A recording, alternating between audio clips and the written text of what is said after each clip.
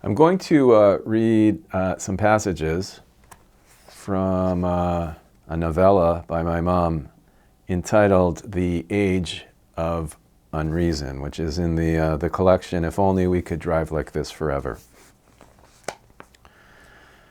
The night staff in the operating room would set up odd banquets in the night, rows of scissors, blades, clamps, sterile surgical cutlery laid out on dull green tablecloths.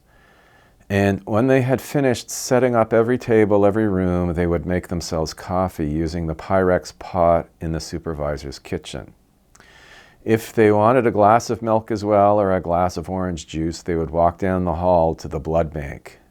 There was always a quart of milk and a bottle of orange juice in the refrigerator there, in with the bottles of blood. But usually they didn't. Coffee was the drink of hospitals and night.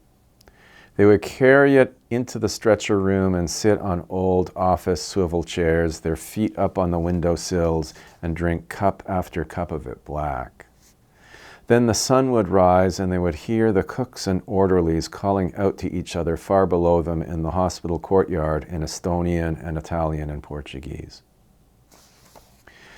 At the end of her night duty in the operating room, Ingrid Hesselund had 2 days off, and so she decided to go home. The morning just after sunrise was foggy and balmy with a hot, humid day burning behind it. Pointless then to sleep when there was sun, when she would be free. People on night duty didn't sleep all that much in the summer anyway. They preferred to snooze up on the sunroof of the nurse's residence, or to charm some boy into driving them out to one of the stony beaches on the rim of the Bay of Fundy. He would be one of a noisy crowd who would tell jokes beginning, "Meanwhile, back at the ranch."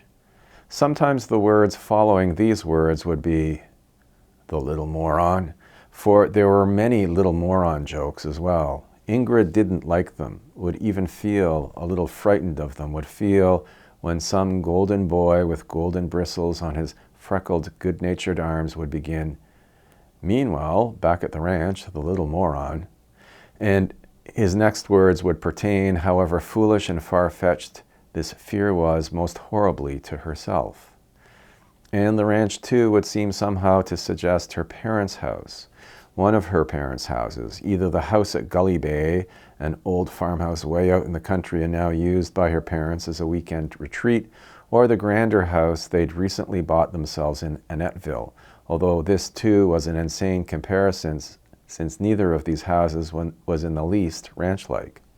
And I am not a moron either, she would think, and yet the words of the joke, whenever she heard them, would plunge her stomach into dread. Such a fear seemed to suggest that she didn't enjoy going home, that she didn't look forward to it, when in fact she did. She adored going home. There was a whole world of young life at home, at least at the house in Annetville, and hundreds of people coming to call, musician friends of her mother's, and men from the local drama guild, and reporters from the Annetville Record, and officers from the nearby army base, and friends of her brother Arnie when he was at home, and old boyfriends and friends of her sister and cousin.